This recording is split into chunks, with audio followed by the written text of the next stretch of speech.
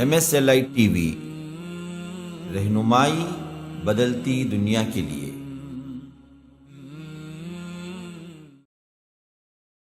اللہ نے ان قوموں کا تذکرہ فرمایا جنہوں نے اللہ کے حکم کے مقابلے میں اللہ سے سرکشی کی، بغاوت کی، تکبر کیا، فساد فی الارض میں مبتلا ہوئے۔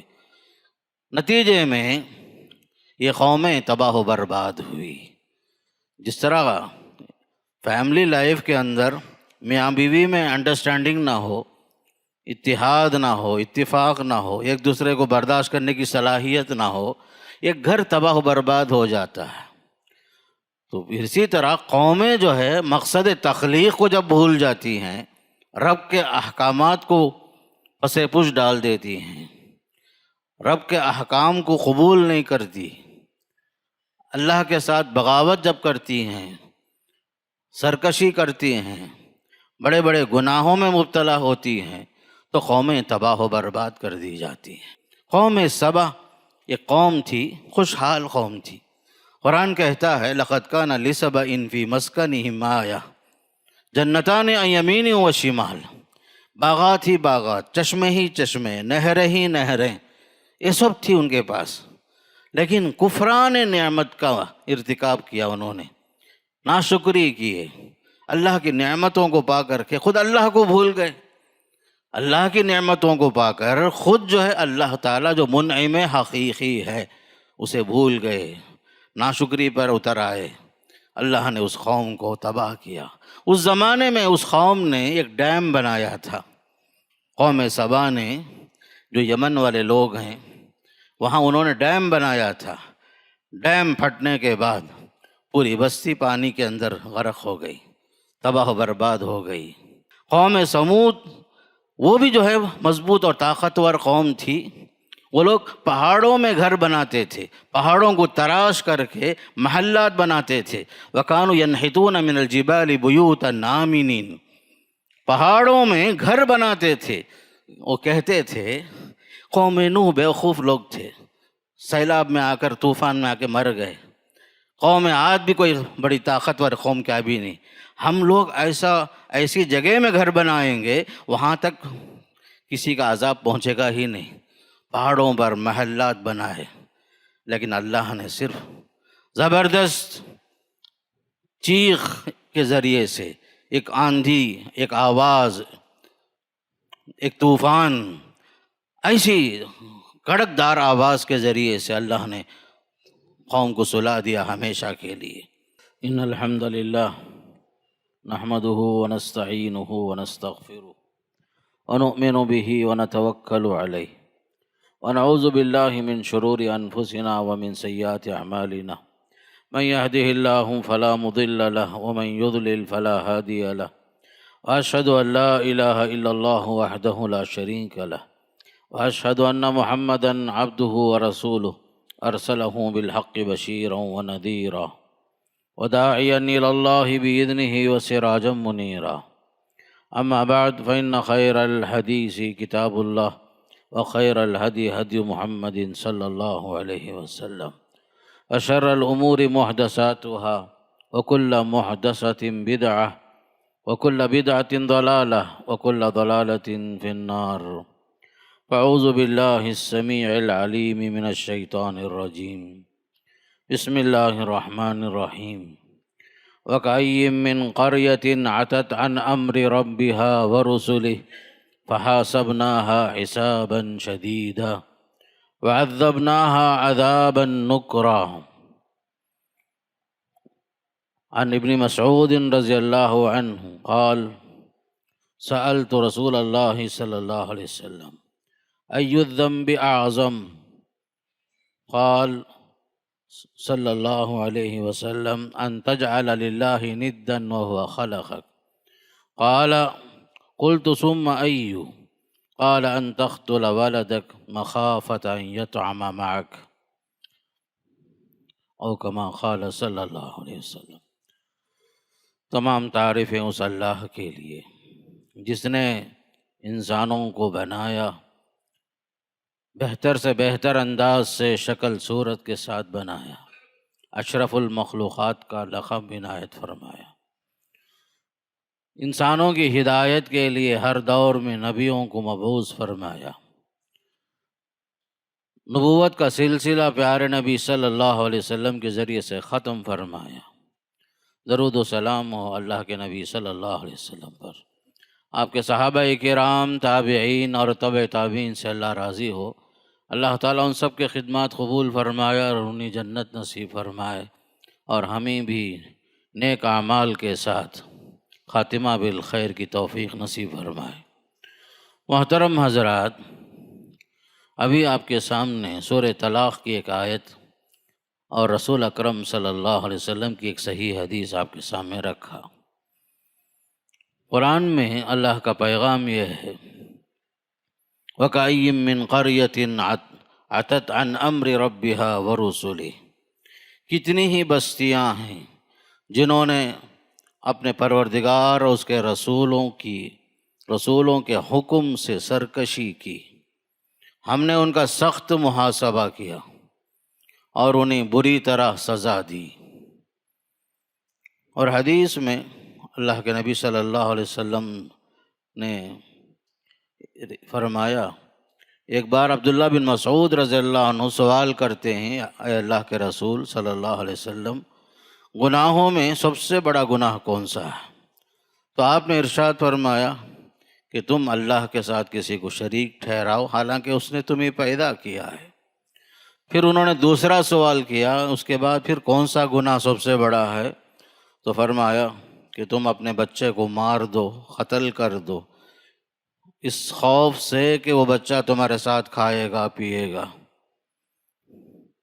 قرآن اور حدیث کا مطالعہ کرنے سے ایک اہم بات کی طرف ہمیں سے توجہ دینے کی ضرورت پڑتی ہے، وہ یہ ہے کہ قرآن میں قوموں کی تباہی کا تذکرہ ہے، قوموں کے عروج و زوال کا تذکرہ ہے، تو آخر ہمیں قرآن سے کیا حاصل کرنا ہے؟ قرآن تو کتاب ہدایت ہے، ہمارے لیے دستور ہے، ہدایت کی کتاب ہے، نصیحت کی کتاب ہے، خوشخبری دینے والی کتاب ہے، اللہ کے عذاب سے ڈرانے والی کتاب ہے، قوموں کی ترقی کا راز بتانے والی کتاب ہے، قوموں کی بربادی کے اسباب بتانے والی کتاب بھی ہے، اللہ سے ملانے والی کتاب بھی ہے۔ تو قرآن کے ان واقعات سے، قوموں کی تباہیوں سے ہمیں کچھ سبق حاصل کرنا ہے، اس لیے کہ قرآن میں اللہ نے یہ بھی فرمایا، لَقَدْ كَانَ فِي قَصَصِهِمْ عِبْرَةٌ لِأُولِي الْأَلْبَابِ، ان گزرے ہوئے لوگوں کے واقعات میں، قصوں میں، کہانیوں میں عقل مندوں کے لیے نشانیاں ہیں، عقل مندوں کے لیے نشانیاں ہی نشانیاں ہیں۔ ابھی آپ کے سامنے جو آیت تلاوت کی گئی وہ سورہ طلاق سے متعلق ہے۔ سورت کے شروع میں طلاق سے متعلق احکامات، نان نفقے سے متعلق، بچوں کی روزی روٹی سے متعلق احکامات دینے کے بعد، فیملی لائف سے متعلق احکامات دینے کے بعد، اللہ نے ان قوموں کا تذکرہ فرمایا جنہوں نے اللہ کے حکم کے مقابلے میں اللہ سے سرکشی کی، بغاوت کی، تکبر کیا، فساد فی الارض میں مبتلا ہوئے، نتیجے میں یہ قومیں تباہ و برباد ہوئی۔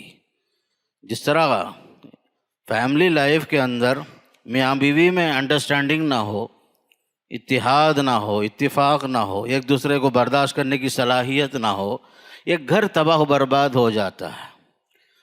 تو اسی طرح قومیں جو ہے مقصد تخلیق کو جب بھول جاتی ہیں، رب کے احکامات کو پس پش ڈال دیتی ہیں، رب کے احکام کو قبول نہیں کرتی، اللہ کے ساتھ بغاوت جب کرتی ہیں، سرکشی کرتی ہیں، بڑے بڑے گناہوں میں مبتلا ہوتی ہیں، تو قومیں تباہ و برباد کر دی جاتی ہیں۔ عقل مند وہ ہے جو قرآن پڑھے، سمجھے، غور و فکر کرے، قرآن کے ان واقعات سے فائدہ اٹھائے اور اپنے لیے نجات کا راستہ تلاش کرے۔ اس لیے کہ قرآن جو ایک آئینہ ہے، قرآن ایک آئینہ ہے جس میں آپ اپنی تصویر بھی دیکھ سکتے ہیں، تباہ ہونے والوں کے واقعات اور اسباب، وسائل، ذرائع کیا تھے، جن بنیادوں پر وہ یہ قومیں تباہ ہوئی، اس کا بھی آپ کو اندازہ ہوتا ہے۔ تو قرآن صرف پڑھنے کی کتاب ہی نہیں ہے، تلاوت کی کتاب ہی نہیں ہے، تدبر کی کتاب ہے۔ ایمان لانے کے ساتھ تلاوت بھی کرنا، غور و فکر سے بھی کام لینا، قرآن پڑھ کر سمجھنا، سمجھ کر دوسروں کو سمجھانا، اس قرآن کے ذریعے سے لوگوں تک اللہ کا پیغام پہنچانا، ایک ایک آیت کا علم بھی جب ہوتا ہے قوم تک پہنچانا۔ بلغوا عنی ولو آیتن، پیارے نبی صلی اللہ علیہ وسلم فرمایا یہ ایک آیت کا بھی علم اگر آپ کو ہو جائے دوسروں تک پہنچاؤ، جہالت کو ختم کرو، شرک کو ختم کرو، بدعات و خرافات کو ختم کرو، زمین میں فساد ختم کرو، زمین میں امن اور شانتی ہونے کے لیے قرآن اور حدیث میں جو باتیں بتائی گئی ہیں اس پر خود عمل کرو، دوسروں کو اس پر عمل کرانے کی کوشش کرو۔ یہ ہے قرآن کا پیغام۔ الغرض ہم قوموں کی تباہی سے دروس عبرت جو ہے جہاں حاصل کر سکتے ہیں، تو قرآن کا مطالعہ ہمیں بتاتا ہے کہ سب سے بڑا جرم جس کی وجہ سے قومیں تباہ ہوئی، برباد ہوئی، انبیاء کی بعثت کے باوجود اللہ کے رسولوں کی دعوت و تبلیغ سے جب قوم نے فائدہ نہیں اٹھایا، شرک میں مبتلا رہے، کفر پر کفر کرتے رہے، ناشکری کرتے رہے، رسولوں کی بات نہیں مانے، نتیجے میں احکام الہی کی پرواہ نہیں کرنے کی وجہ سے اللہ کا عذاب آیا۔ اب ہم دیکھتے ہیں خاص کر سورہ عنکبوت، اس میں ایک آیت ہے، اللہ نے اس ایک آیت کے اندر کئی قوموں کی تباہی کا تذکرہ فرمایا۔ ارشاد ہوا فَكُلًّا أَخَذْنَا بِذَنبِهِ، ہر قوم کو ہم نے اس کے گناہوں کی پاداش میں، اس کے جرم کی وجہ سے ہم نے مواخذہ کیا، ہم نے گرفت میں لیا ان کو۔ فَمِنْهُمْ مَنْ أَرْسَلْنَا عَلَيْهِ حَاصِبًا، بعض قومیں وہ بھی ہیں جن پر ہم نے پتھروں کی بارش برسائی، جسے قوم لوط ہے۔ وَمِنْهُمْ مَنْ أَخَذَتْهُ الصَّيْحَةُ، بعض قومیں وہ ہیں جنہیں سخت چیخ اور پکار نے، چنگھاڑ نے تباہ و برباد کر دیا۔ وَمِنْهُمْ مَنْ أَخَذَتْهُ الصَّيْحَةُ وَمِنْهُمْ مَنْ خَسَفْنَا بِهِ الْأَرْضَ، کچھ لوگ وہ بھی تھے جو آپ سے پہلے گزر چکے ہیں، زمین میں دھسا دیے گئے، دولت کا غرور انہیں لے ڈوبا، قارون اور قارون جیسے لوگ۔ قرآن میں سورہ قصص میں اس کی تفصیل موجود ہے۔ وَمِنْهُمْ مَنْ أَغْرَقْنَا، قرآن یہ بھی کہتا ہے کچھ لوگ ایسے بھی تھے جن کو ہم نے پانی میں ڈبو دیا، جیسے قوم نوح ہے، قوم فرعون ہے، جن کو اللہ نے تباہ کیا پانی کے ذریعے سے۔ بارش بھی ہوئی، آسمان سے بارش ہوئی، زمین سے پانی ابلنے لگا، چشمے ابلنے لگے۔ قوم نوح کی تباہی ایسے ہی آئی، فرعون ڈوب کے مرا، اور آل فرعون جو اس کے ساتھ چلے تھے لاہ و لشکر کے ساتھ موسیٰ علیہ السلام کے تعاقب میں، سب کے سب تباہ و برباد ہوئے۔ سورہ نوح میں اس کا تذکرہ ہے، مما خطیئاتہم اغرقوا فادخلوا نارا۔ قرآن ہمیں یہ سبق دیتا ہے کہ سب سے بڑا جرم جو ہے سرزمین میں شرک کے شکل میں ہے، اللہ کے ساتھ کسی کو شریک ٹھہرانا، اللہ کے سوا عبادت میں کسی کو شریک کرنا، اپنے معاملات کو اس کے حوالے کرنا، اس سے امید رکھنا فائدے کی یا نقصان کا ڈر اللہ کے علاوہ کسی اور سے رکھنا، کسی پر بھروسہ کرنا اللہ کے سوا، یہ سب ایسے امور ہیں جو اللہ کے سوا کسی کے ساتھ وابستہ رکھنا شرک کہلاتا ہے۔ امیدیں اللہ سے، توکل اللہ پر، خوف اللہ کا، دعائیں اللہ سے، مانگنا اللہ سے، عبادت کرنا اللہ کے لیے، طواف اللہ کے لیے، نماز اللہ کے لیے، ہر عبادت اللہ کے لیے۔ جہاں بندہ شرک کرتا ہے تو یہ سب سے بڑا جرم ہے۔ اسی جرم سے روکنے کے لیے ہی 1,24,000 رسول دنیا میں تشریف لائے۔ قرآن یہ بھی کہتا ہے لِكُلِّ قَوْمٍ هَادٍ، ہر قوم کے لیے ایک ہادی ایک رہبر، ایک رہنما ہم نے بھیجا تھا۔ تو قوموں کی تباہی جو ہے سورہ عنکبوت کی آیت سے معلوم ہوتا ہے، مختلف قومیں جن کا تذکرہ قوم لوط، قوم عاد، قوم سمود، قوم شعیب، قوم سبا، بے شمار قومیں ہیں جو تباہ و برباد کر دی گئی۔ قوم سبا ایک قوم تھی، خوشحال قوم تھی۔ قرآن کہتا ہے لَقَدْ كَانَ لِسَبَإٍ فِي مَسْكَنِهِمْ آیَةٌ جنتان عن یمین و شمال، باغات ہی باغات، چشمے ہی چشمے، نہریں ہی نہریں، یہ سب تھی ان کے پاس، لیکن کفران نعمت کا ارتکاب کیا انہوں نے، ناشکری کیے، اللہ کی نعمتوں کو پا کر کے خود اللہ کو بھول گئے۔ اللہ کی نعمتوں کو پا کر خود جو ہے اللہ تعالیٰ جو منعم حقیقی ہے اسے بھول گئے، ناشکری پر اتر آئے۔ اللہ نے اس قوم کو تباہ کیا۔ اس زمانے میں اس قوم نے ایک ڈیم بنایا تھا، قوم سبا نے، جو یمن والے لوگ ہیں، وہاں انہوں نے ڈیم بنایا تھا۔ ڈیم پھٹنے کے بعد پوری بستی پانی کے اندر غرق ہو گئی، تباہ و برباد ہو گئی۔ تو قوم جو ہے جو تباہ ہوتی ہے، برباد ہوتی ہے، ایسے نہیں ہوتی۔ وما ظلمہم اللہ، اللہ ظلم نہیں کرتا کسی پر، خود قوم جو ہے اللہ کے ساتھ ناشکری کرتی ہے، شرکیہ امور میں مبتلا ہو کر اپنے رب کو بھول جاتی ہے۔ بے شمار واقعات ہیں قرآن میں، قارون کا واقعہ بھی ہے، جس کے پاس دولت کی وجہ سے غرور میں مبتلا ہوا، غرور میں مبتلا ہوا۔ جب لوگوں نے کہا اللہ کے راستے میں خرچ کرو تو اس نے کہا کیوں خرچ کروں، انما اوتیتہ علی علم عندی، دولت پر غرور پیدا ہوا، کہنے لگا یہ دولت جو آئی ہے میری قابلیت پر آئی ہے، میری صلاحیت پر آئی ہے، میں نے خود کمایا ہے، میں کیوں خرچ کروں، ناشکرہ بن گیا۔ اللہ کی دولت و اللہ کی نعمتوں کو بھول کر دولت کے غرور میں ایک نشے میں مبتلا ہوا۔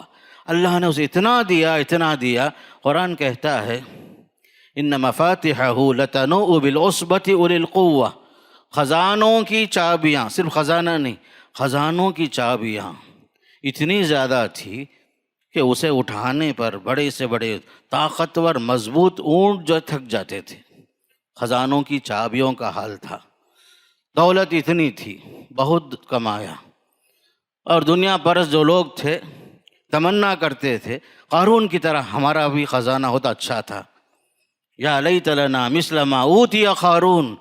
جب اللہ کسی کو نوازتا ہے تو کچھ لوگ جو ہے تمنا کرتے مجھے بھی اس طرح کی دولت چاہیے، لیکن دولت کے کچھ حق بھی ہیں۔ دولت جب اللہ دیتا ہے، نعمت سے جب نوازتا ہے، اس نعمت کے کچھ تقاضے ہیں۔ اللہ کے بندوں کو کھلانا پلانا، اللہ کے بندوں کی ضرورتیں پوری کرنا، اس کا حق ادا کرنا، یہ سب ضروری ہوتا ہے۔ لیکن ناشکری جب کرتے ہیں اللہ تعالیٰ دنیا میں ہی مزہ چکاتا ہے۔ قرآن نے یہ بھی بتایا اس کا انجام کیا ہوا، فَخَسَفْنَا بِهِ وَبِدَارِهِ الْأَرْضِ، زمین میں ہی جنت نما محل جو تعمیر کیا، اپنے گھوڑے پر سوار ہو کے پہنچنے کے لیے قریب پہنچا، اللہ نے وہاں پہنچنے سے پہلے ہی اسے اس کے گھوڑے کے ساتھ زمین میں دھسا دیا۔ فَخَسَفْنَا بِهِ وَبِدَارِهِ الْأَرْضِ فَمَا كَانَ لَهُ مِنْ فِئَةٍ يَنْصُرُونَهُ مِنْ دُونِ اللَّهِ، اسے بچانے والی کوئی طاقت نہیں تھی، کوئی قوت نہیں تھی، کوئی جماعت نہیں تھی، کوئی پولیس نہیں تھا وہاں۔ اللہ کی پکڑ جب آتی ہے کوئی بچا نہیں سکتا، زمین میں دھسا دیا گیا۔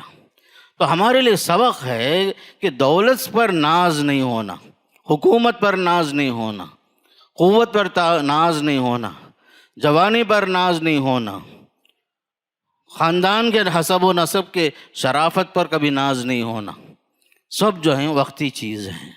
اللہ دے کر آزماتا، کبھی چھین کر آزماتا ہے۔ نتیجے میں فرعون بھی تباہ ہوا، قارون بھی تباہ ہوا۔ حالانکہ فرعون کہتا تھا انا ربکم الاعلی، الانہار تجری من تحتی کہتا تھا، یہ دریائے نیل دیکھو میرے تابع ہے، میرے محل کے نیچے میرے حکم سے چل رہی ہے۔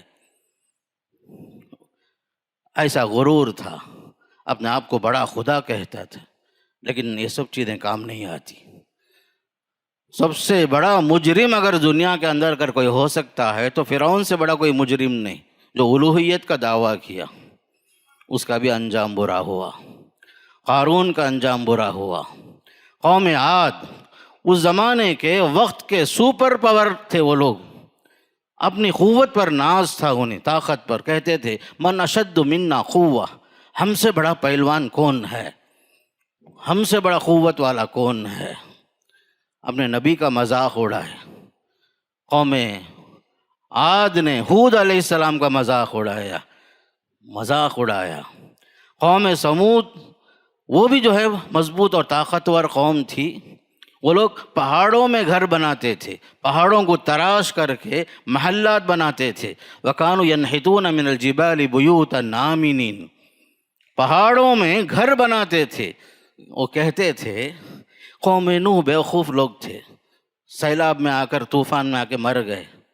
قوم عاد بھی کوئی بڑی طاقتور قوم کیا بھی نہیں، ہم لوگ ایسی جگہ میں گھر بنائیں گے وہاں تک کسی کا عذاب پہنچے گا ہی نہیں، پہاڑوں پر محلات بنائے۔ لیکن اللہ نے صرف زبردست چیخ کے ذریعے سے، ایک آندھی، ایک آواز، ایک طوفان، ایسی کڑکدار آواز کے ذریعے سے اللہ نے قوم کو سلا دیا ہمیشہ کے لیے۔ قرآن یہ کہتا ہے لَقَدْ كَانَ فِي قَصَصِهِمْ عِبْرَةٌ، یہ کہ قوم کو دیکھتے جاؤ، ان کے پیچھے تمہارے لیے عبرت کا سامان نظر آئے گا۔ آپ کو معلوم ہے قوم لوط مشہور ہے جنسی بے راہ روی میں، مرد سے جو خواہش پوری کرتے تھے۔ اس زمانے کا ماحول، اس زمانے کے بڑے مجرم تھے، منع کرتے تھے لوط علیہ السلام، ما سبقکم بہا من احد من العالمین، اے نادان قوم، تم جو کام کر رہے ہو، فطرت کے خلاف بغاوت کر رہے ہو، ایسا کام آج تک کوئی نہیں کیا، آپ لوگ مت کرو۔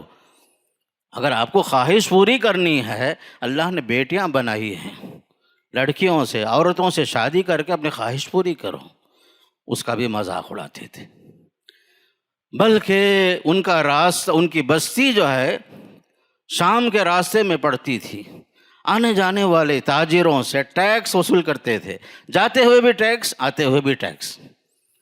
ٹول گیٹ جیسے آج ہم لوگ بولتے ہیں، ویسا وہ زمانے میں قوم لوط جو ہے تاجروں سے لوٹتے تھے، جی ایس ٹی کے نام سے، وہ زمانے کا، آتے ہوئے جاتے ہوئے ان سے ٹیکس وصول کرنا، اور جو ہے زبردستی کوئی نوجوان پسند آ گیا اس کے ساتھ بدفعلی کرنا، محفلوں میں بیٹھ کر بے حیائی کے ساتھ ہوا خارج کرنے میں، اس میں بھی کمپٹیشن، بے حیائی کی حد تھی۔ جب اللہ کا عذاب آیا، فرشتے آئے نوجوان اور حسین شکل میں، ان کو نہیں معلوم تھا کہ یہ جو فرشتے ہیں لوط علیہ السلام کے گھر میں پہنچ گئے ہیں فرشتے، ان کو معلوم ہو گیا کچھ نوجوان آئے ہیں، دروازہ کھٹکھٹانے لگے، ستانے لگے لوط علیہ السلام کو۔ حضرت لوط علیہ السلام گڑ گڑائے، کہا فاتقوا اللہ، اللہ سے ڈرو بھائی، ولا تخزونی فی ضیفی، میرے مہمان آئے ہیں، اللہ کے واسطے مجھے رسوا نہ کرو۔ اس زمانے میں بھی مہمان کی عزت جو ایمان کا حصہ تھا ہو، اسی لیے آپ نے کہا لا تخزونی فی ضیفی، میرے مہمان ہیں، ان کے ساتھ بدسلوکی کیوں کرنا چاہتے ہو؟ ہؤلاء بناتی ہن اطہر لکم، میری قوم کی بیٹیاں ہیں بھائی، ان سے شادی کرو، یہ تمہارے واسطے اچھے ہیں۔ سننے تیار نہیں۔ حضرت لوط علیہ السلام کو فرشتوں نے کہا یا لوط، پریشان ہونے کی ضرورت نہیں، انا رسول ربک، ہم جو ہے انسان نہیں ہیں، تمہارے رب کے فرشتے بن کر آئے ہیں، فرشتے ہیں، اس قوم کی تباہی کے لیے اللہ ہمیں بھیجا ہے۔ آخر کار یہ بستی رات صبح ہونے سے پہلے پوری بستی نیچے سے اٹھا کر کے اوپر سے الٹ دی گئی، پوری بستی تباہ و برباد کر دی گئی۔ اس کے علاوہ قرآن یہ بھی کہتا ہے لنرسل علیہم حجارۃ من طین مسومۃ عند ربک للمسرفین، الٹنے کے بعد آسمان سے ہم نے پتھر برسائے، ہر آدمی کے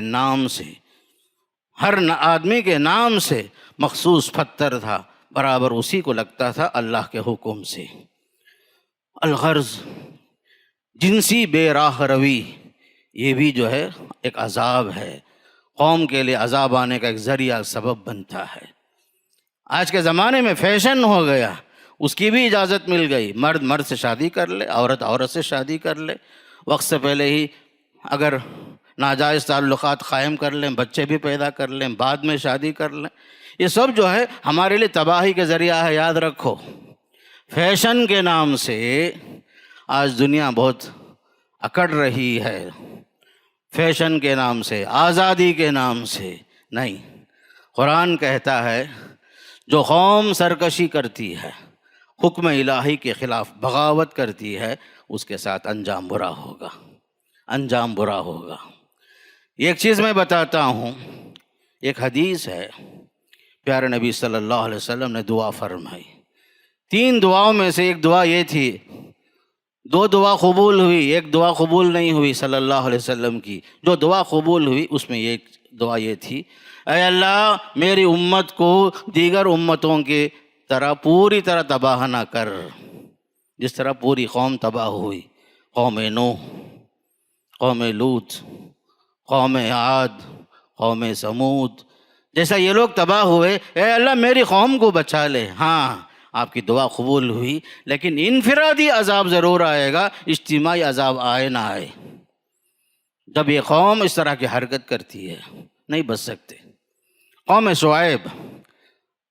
شعیب معلوم ہے، یہ لوگ جو ہیں آج کے دور کے جو جرائم ہیں وہی جرائم وہاں بھی تھے، کرپشن، دھوکہ، ناپ تول میں کمی، دینا ہو تو کم دینا، لینا ہو تو پورا پورا لینا۔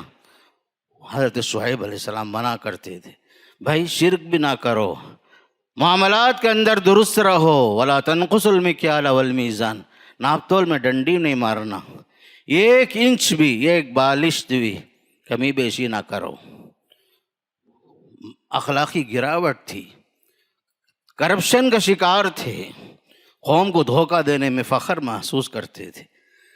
اتنا ہی نہیں، قوم شعیب کی سب سے بڑی بیماری یہ تھی، دینداروں کا دین کا مذاق اڑاتے تھے۔ یاد رکھو، دین اور دینداروں کا مذاق بھی اللہ کا عذاب لے کر آتا ہے۔ کہتے تھے قوم شعیب، یا شعیب اصلاتک تأمرک ان نترک ما یعبد آباؤنا، اے شعیب کیا تمہاری نمازیں ہمیں روکتی ہیں کہ ہمارے باپ دادا کے طریقے کو ہم چھوڑ دیں؟ نماز کو ٹارگٹ بنا کر بولے، بڑے نمازی تمہیں، بڑی عبادت آپ کرنے والے، کیا تمہاری عبادت یہ کہتی ہے کہ ہم اپنا راستہ بدل لیں، ہمارے باپ دادا کے طریقے کو چھوڑ دیں ہم؟ کیسا مذاق، دین کا مذاق، دینداروں کا مذاق، داڑھی کا مذاق، لباس کا مذاق، یہ سب اللہ کا عذاب لے کر آتا ہے۔ حضرت شعیب علیہ السلام کے بارے میں مشہور ہے، وہ خطیب الانبیاء تھے، نبیوں میں بھی بڑے اچھے خطیب تھے، فصاحت، بلاغت، قوم کو سمجھانے کا انداز بڑا پیارا تھا، خطیب الانبیاء۔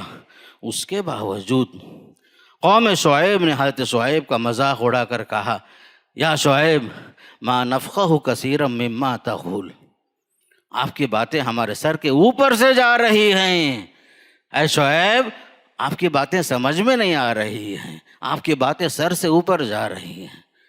ما نفقہ کثیرا مما تقول وَإِنَّا لَنَرَاكَ فِينَا ضَعِيفًا، ہم جو ہے آپ کو قوم کے اندر ایک ضعیف مسکین آدمی دیکھ رہے ہیں۔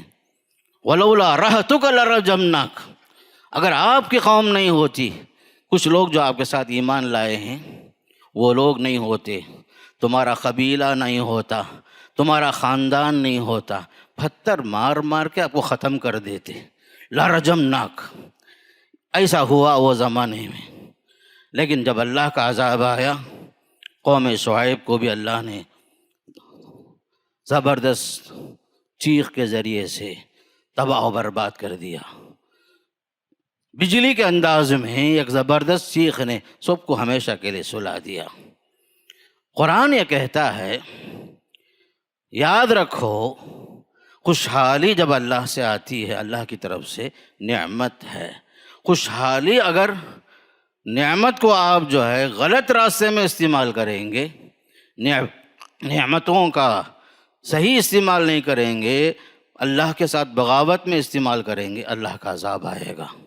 سورہ نحل میں ارشاد فرمایا وَضَرَبَ اللَّهُ مَثَلًا قَرْيَةً كَانَتْ آمِنَةً مُطْمَئِنَّةً يَأْتِيهَا رِزْقُهَا، فرمایا سورہ نحل میں اللہ نے مثال دی ایک بستی کی، امن کے ساتھ، عافیت کے ساتھ، سکون کے ساتھ تھے، چاروں طرف سے روزی آ رہی تھی، لیکن ان لوگوں نے ناشکری کی، نعمت الہیہ کو پانے کے بعد ناشکری کیے، نتیجے میں فَأَذَاقَهَا اللَّهُ لِبَاسَ الْجُوعِ وَالْخَوْفِ، اللہ نے فخر و فاقہ کا مزہ چکایا، فخر و فاقہ، بھوک مری، پریشان ہوئے، کئی دن تک کھانا نہیں ملا، پوری بستی بھوک کے مارے تباہ و برباد ہوئی۔ فَأَذَاقَهَا اللَّهُ لِبَاسَ الْجُوعِ وَالْخَوْفِ بِمَا كَانُوا يَصْنَعُونَ، ان کے کرتوت کی وجہ سے۔ سورہ ابراہیم میں فرمایا أَلَمْ تَرَ إِلَى الَّذِينَ بَدَّلُوا نِعْمَةَ اللَّهِ كُفْرًا، کیا یہ لوگ نہیں دیکھتے ہیں جنہوں نے اللہ کی نعمت کو ناشکری میں تبدیل کر دیا، نتیجے میں اللہ نے ان پر اپنا عذاب اتارا۔ أَلَمْ تَرَ إِلَى الَّذِينَ بَدَّلُوا نِعْمَةَ اللَّهِ كُفْرًا وَأَحَلُّوا قَوْمَهُمْ دَارَ الْبَوَارِ، یہ لوگ جو ہیں جہنمی ہیں، جو اللہ کی نعمتوں کے ساتھ کھلواڑ کرتے ہیں، ناشکری کرتے ہیں، خدا فراموشی میں مبتلا ہیں۔ کبھی دولت آپ کو اللہ سے نہ بھلائے، نہ بھلائے آپ کو اللہ سے، یہ دولت، یہ نعمت، یہ اعلیٰ اولاد، یہ دنیا کی ساری نعمتیں، یہ سب کچھ وقتی ہیں، عارضی ہیں، آپ اس کے ہمیشہ کے مالک نہیں ہیں، حقیقی مالک اللہ ہی ہے۔ یہ سمجھ کر آدمی دنیا میں مسافرانہ زندگی گزارے، اس لیے کہ کوئی چیز دائمی طور پر آپ مالک نہیں ہیں، صرف اور صرف اللہ ہی مالک ہے۔ قرآن کے اندر اللہ تعالیٰ نے یہ بھی بتایا قوم اپنے نفس کی اصلاح کر لے اور خصوصاً معاملات کو درست کر لے، نفس کا تزکیہ کر لے۔ اگر اصلاح نفس کے لیے تیار نہ ہو، معاملات کی درستگی کے لیے تیار نہ ہو، تزکیے کے لیے تیار نہ ہو، تو وہ عذاب الہی کو چیلنج کر رہے ہیں۔ وَلَا تَكُونُوا كَالَّذِينَ نَسُوا اللَّهَ فَأَنْسَاهُمْ أَنفُسَهُمْ، سورہ حشر میں فرمایا تم ان کی طرح نہیں ہو جانا جو اللہ کو بھول بیٹھے، نتیجے میں اللہ نے خود ان کو ان کی ذات سے بھلا دیا۔ خدا فراموشی کا نتیجہ خود فراموشی ہے۔ خدا فراموشی کا نتیجہ کیا ہے؟ خود فراموشی، یعنی آپ اللہ کا حق نہیں جانتے، عبادات میں اس کا حق ہے، معاملات میں اس کے حکم کے مطابق چلنا ہے، رسولوں کی اطاعت کرنا ہے، ہدایت کے جو راستے ہیں ان پر چلنا ہے، حلال اور حرام کی تمیز کرنا ہے۔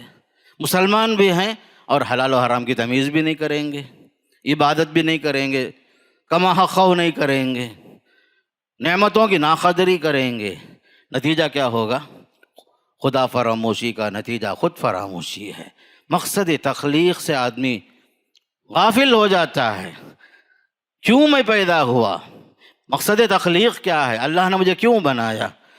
جبکہ رب نے مجھے اپنا خلیفہ بنایا ہے اور مجھے بہترین شکل صورت سے نوازا ہے۔ لقد خلقنا الانسان فی احسن تقویم، اللہ نے انسان کو بنایا بھی تو بہترین شکل صورت سے نوازا، بہترین شکل صورت سے نوازا۔ انسانوں اور جانوروں میں دیکھو کتنا فرق ہے، اللہ نے انسان کو بنایا بھی تو بہترین شکل، بہترین صورت، سمجھ بوجھ کی صلاحیت، عقل کی صلاحیت، بولنے کی صلاحیت، سمجھنے کی صلاحیت، ترقی کرنے کی صلاحیت، آگے بڑھنے کی صلاحیت، نفع اور نقصان کو پہچاننے کی صلاحیت، یہ سب اللہ نے انسان کو دیا ہے، کسی اور مخلوق کو نہیں دیا۔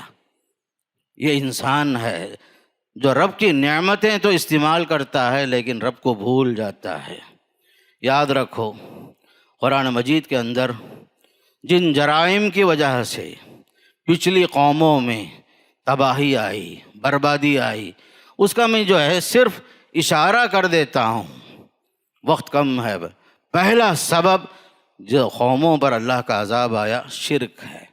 ظہر الفساد فی البر والبحر بما کسبت ایدی الناس، شرک سب سے بڑا فساد، شرک سب سے بڑا فساد، بلکہ جو ہے سارے گناہ کو اللہ معاف کرتا ہے سوائے شرک کے، اس لیے کہ یہ اللہ کے ساتھ بغاوت ہے، اللہ کے ساتھ اطاعت کے بجائے اس کی خلاف ورزی ہے اللہ تعالیٰ کی۔ اسی لیے فرمایا ان اللہ لا یغفر ان یشرک بہ ویغفر ما دون ذلک لمن یشاء۔ دوسرا جو سب سے بڑا سبب ہے قوموں کی تباہی کے پیچھے، جو ہمارے لیے درس عبرت ہے، دنیا پرستی۔ ہم یہ سمجھیں، پہلی چیز جو شرک ہے، جب بندہ اللہ کے حق کو نہیں پہچانتا تو دنیا ہی کو سب کچھ سمجھ لیتا ہے، دنیا ہی کے لیے جیتا بھی ہے، دنیا ہی کے لیے مرتا بھی ہے، دنیا کماتے کماتے حرص ختم نہیں ہوتی، لالچ ختم نہیں ہوتی، 2 وادی سونا مل جائے تو تیسری وادی کی تلاش میں ہوتا ہے۔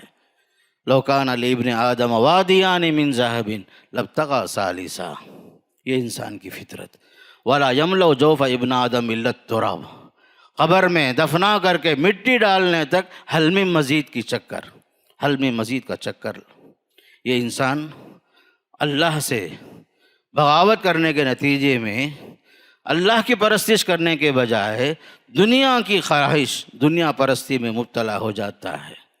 اللہ نے سورہ اسراء میں فرمایا وَإِذَا أَرَدْنَا أَن نُهْلِكَ قَرْيَةً أَمَرْنَا مُتْرَفِيهَا، جب ہم کسی بستی کو تباہ کرنا چاہتے ہیں وہاں خوشحالی عام کر دیتے ہیں، خوشحالی عام، ہر چیز ریموٹ کنٹرول سے، اٹھ کر جانے کی ضرورت بھی نہیں، ہر چیز آرام کے ساتھ، اتنی آرام کہ آدمی جو ہے خود اپنے رب کو بھول جاتا۔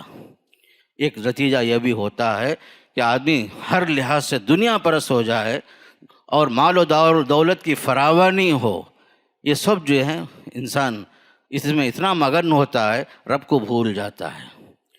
تیسرا سبب اخلاقی گراوٹ، قوموں کی تباہی کے پیچھے اخلاقی گراوٹ، بخل ہے، بخیلی ہے، بدکاری ہے، سرکشی ہے، بزدلی ہے، فضول خرچیاں ہیں، ہم جنس پرستیاں ہیں،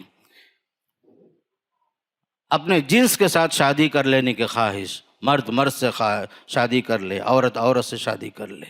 اخلاقی گراوٹ، جب انسان اخلاق کو جو کھو دیتا ہے دنیا کی ہر چیز اس کے ہاتھ سے چلی جاتی۔ کسی نے بڑی اچھی بات کہی، wealth is lost nothing is lost, health is lost nothing is lost, character is lost everything is lost. اگر دولت ختم ہو گئی کوئی بات نہیں، بعد میں کما لے سکتے، صحت گر گئی ہے آپ جو ہے کچھ اور علاج کر کے صحت بنا لے سکتے، اگر اخلاقی گراوٹ میں مبتلا ہو گئے سمجھو آپ کا سب کچھ چلا گیا۔ اخلاق ہی سب کچھ ہے، قوم پہچانی جاتی ہے اپنے اخلاق سے، کردار سے۔ جہاں اخلاقی گراوٹ ہو سمجھو کہ وہ انسان نہیں حیوان بن جاتا ہے۔ چوتھا ایک سبب ہے برائی کے ساتھ بے حسی بھی، برائی بھی آدمی کرے لیکن بے حس بھی ہو جائے، برائی کا احساس تک نہ ہو۔ قوم جب تباہ ہوتی ہے برائی کا ارتکاب بھی کرتی لیکن اسے بے حسی کا شکار ہو کر، بصیرت سے محرومی، بصارت تو ہے لیکن بصارت آنکھوں سے دیکھنے کو بولتے، بصیرت دل کی نگاہ، اس سے آدمی محروم ہو جاتا ہے۔ خاص کر اللہ کی اور اس کے رسول کی اطاعت کے بجائے بغاوت کرنے کی وجہ سے، نافرمانی کرنے کی وجہ سے آدمی جو ہے بے حس ہو جاتا، بصیرت سے محروم ہو جاتا۔ مومن جو ہے فراست والا ہوتا ہے، اتقوا فراست المومن، مومن فراست کی نگاہوں سے دیکھتا ہے، فإنہ ینظر بنور اللہ۔ پھر اسی طرح ایک اہم سبب تباہی کے اسباب میں سے نعمتوں کی ناشکری، اللہ جتنا بھی دے آدمی ناشکرہ بنتا ہے۔ ناشکرہ جب آدمی بنتا ہے سمجھ جاؤ کہ عذاب برحق ہے۔ لئن شکرتم لازیدنکم ولئن کفرتم ان عذابی لشدید۔ خاص کر عورتوں کی بیماری، ناشکری جو ہے مردوں سے زیادہ عورتوں میں ہوتی ہے۔